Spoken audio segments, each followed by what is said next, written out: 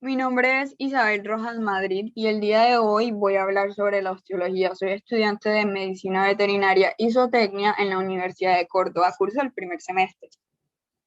Bueno, ¿qué es la osteología? La osteología es la rama de la anatomía descriptiva que trata del estudio científico del sistema óseo en general y de los huesos que lo conforman en particular. Voy a abrir un paréntesis y es que quiero hacer una aclaración en los términos de cartílagos y huesos, ya que en su definición hay algunas personas que están de forma errada. Los huesos están sujetos a otros huesos mediante largas tiras fibrosas denominadas ligamentos, mientras el cartílago es una sustancia flexible y elástica que recubre las articulaciones, sostiene los huesos y los protege en las partes donde flexionan entre sí. ¿Cuáles son los animales vertebrados? Bueno, los animales vertebrados tienen columna vertebral y huesos internos, de ahí su nombre. Los animales vertebrados se clasifican en 5 grupos, los cuales son mamíferos, peces, aves, anfibios y reptiles. Los huesos se clasifican en 6 grupos, los cuales son los huesos planos, los huesos largos, los huesos cortos, los huesos irregulares, los huesos sesamoideos y los huesos neumáticos. He aquí unos ejemplos. Los huesos planos predominan el ancho sobre el largo y el grosor, no poseen cavidad medular y presentan 2 capas o láminas de tejido compacto y cumplen con la función de proteger la inserción de las masas musculares. Los huesos largos, por otro lado, presentan una forma cilíndrica, predomina el largo sobre el ancho y el grosor. Presenta una cavidad medular y soporta el peso y facilita los movimientos.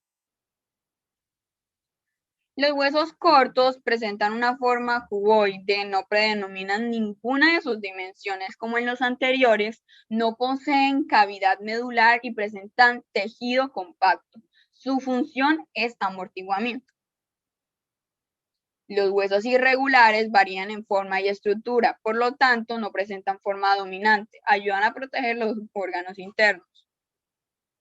Los huesos sesamoideos son pequeñas estructuras de forma más o menos ovaladas que se localizan en las proximidades de los tendones. Su función es disminuir la fricción y evitar que el tendón se desgaste. Y por último están los huesos neumáticos. Generalmente no los meten cuando se habla de clasificación de huesos, no se tienen en cuenta los huesos neumáticos, porque en algunos animales no cuentan con huesos neumáticos. Presentan cavidades llenas de aire que se comunican con la cavidad nasal en mamíferos y en los sacos aéreos, en las aves. La división del esqueleto. Bueno, el esqueleto se divide en axial, en apendicular y en esplácnico.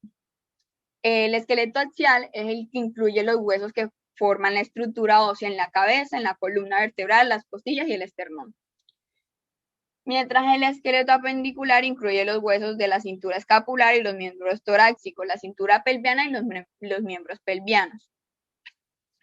El esqueleto esplácnico, el cual no tienen todos los animales, está formado por varios huesos que se desarrollan en el parenquima de algunas vísceras u órganos blandos. Por ejemplo, el hueso peniano del perro u os penis y el hueso del corazón en los bovinos.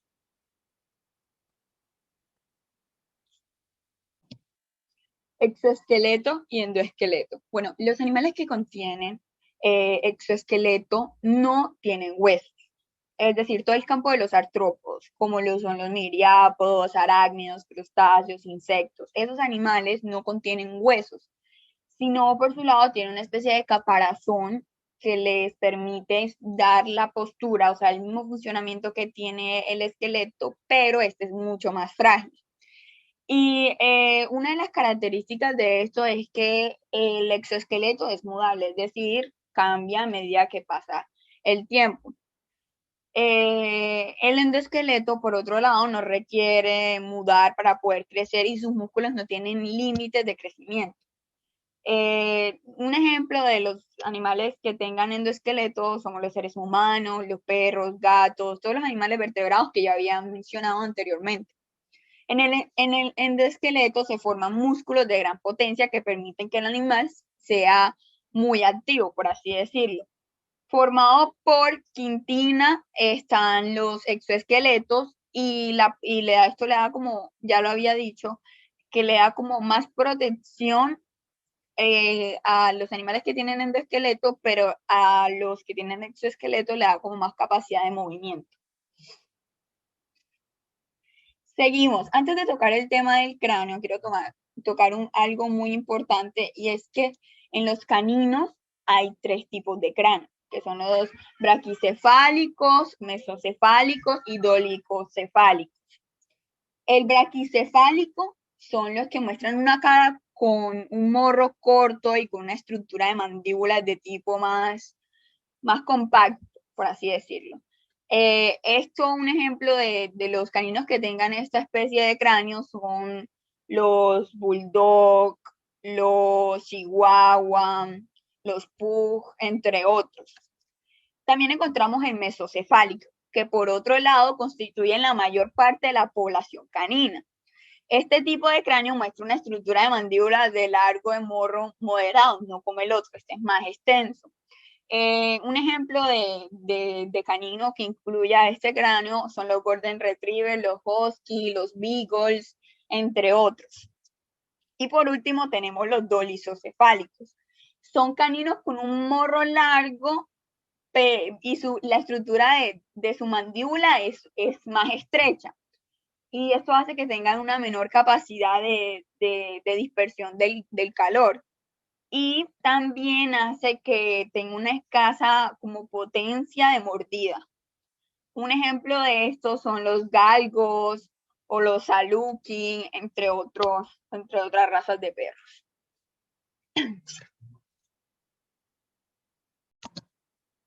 Ya que hice la muy breve aclaración de que existen 3 tipos de cráneos en los perros, ahora sí vamos a tocar en la sección del cráneo en la osteología.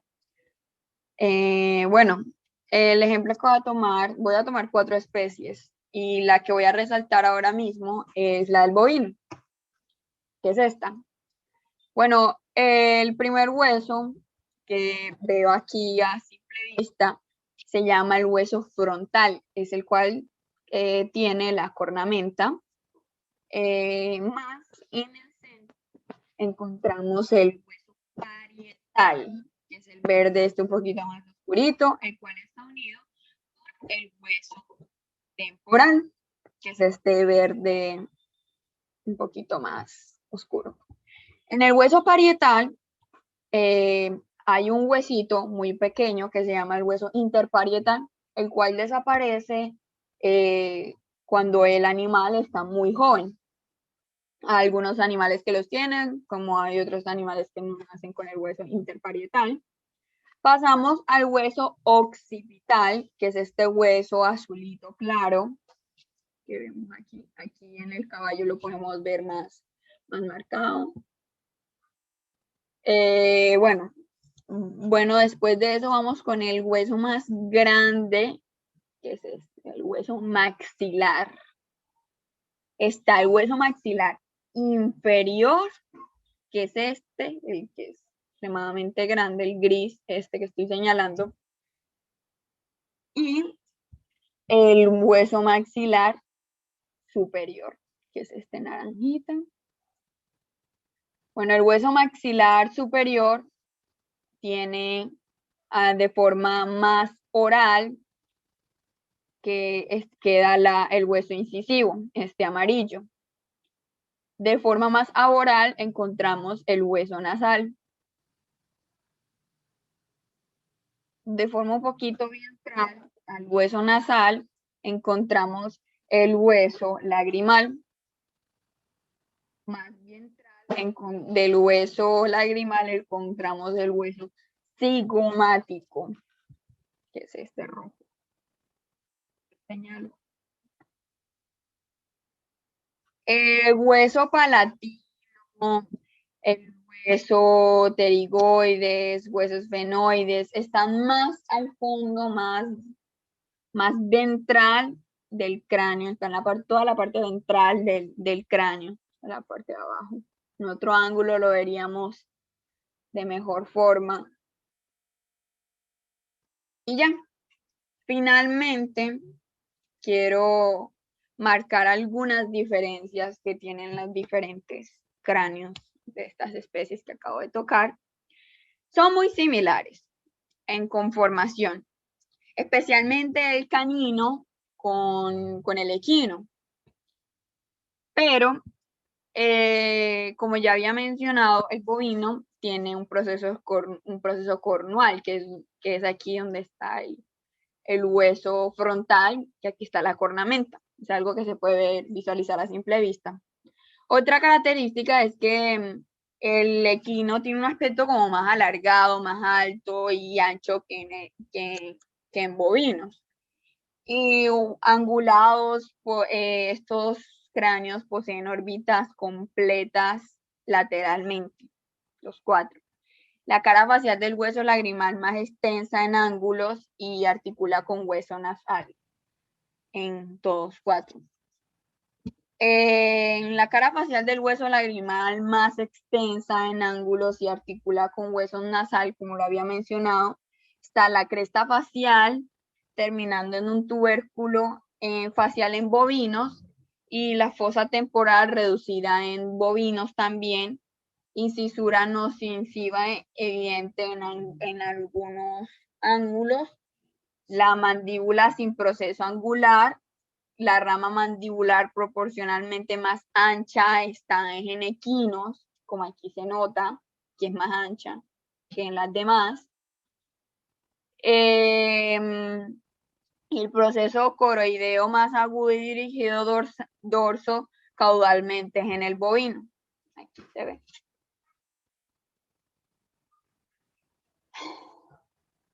Bueno, en el equino quiero tocar algo que si llegamos a ver de forma dorsal el cráneo, o sea, más dorsal, notaríamos que el cráneo está de forma piramidal y la cresta nucal está más prominente, se nota más prominente, está la órbita cerrada, el foramen supraorbitario para vasos nerviosos y frontales, y finalmente el hueso nasal termina en una forma como aguda, formando la espina nasal, o sea, más delgada, respingada, por así decirlo.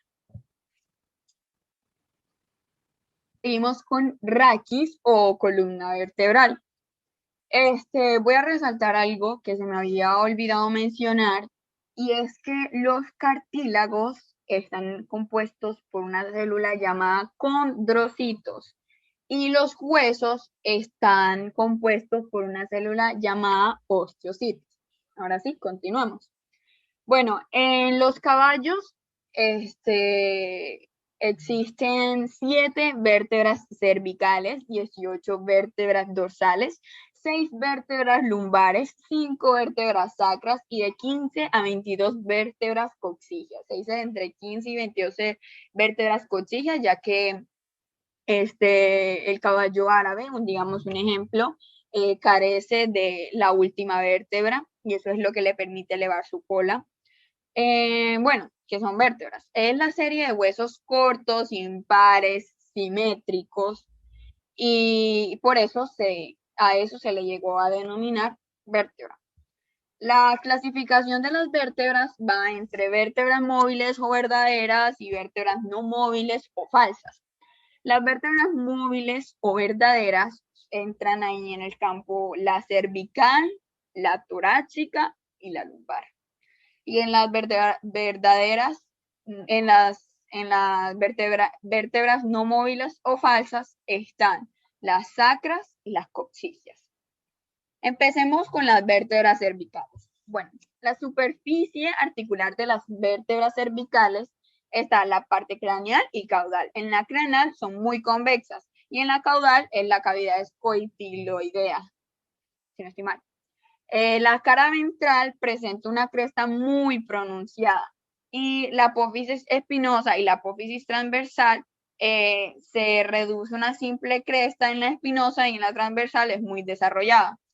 Cada apófisis transversal está perforada en una base por el agujero transverso.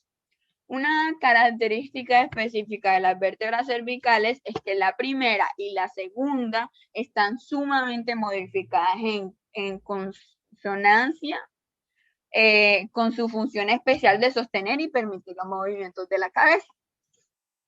Después seguimos con las vértebras torácicas o vértebras dorsales. En los caballos, como ya lo había mencionado, son 18 vértebras. Forman el techo de la cavidad torácica y se caracterizan esencialmente por sus conexiones con las costillas, la longitud y la forma de apófisis espinosa. Seguimos con las vértebras lumbares. En el caballo son 6 y se caracterizan por el gran volumen de su cuerpo y el desarrollo de la apófisis transversa. Las 3 primeras presentan una cresta ventral muy manifestada, las extremidades craneales y caudales son así planiformes. Y el diámetro vertical disminuye de la primera a la última, mientras que en la transversa, como lo había mencionado en la otra, aumenta. Ahora vamos con las sacras. Es una pieza impar que resulta en la función de 5 vértebras sacras, como lo había mencionado, las cuales articulan cranealmente con la última vértebra lumbar. También caudal, de forma caudal, con la primera vértebra coccigia a cada lado con los huesos ilíacos. Las vértebras coccigias tienen algunas particularidades, que tienen la superficie articulada un poco cóncava, la apófisis transversal, tienen un canal vertebral, una superficie articular convexa y su última vértebra se le denomina vértebra iliac coccígea.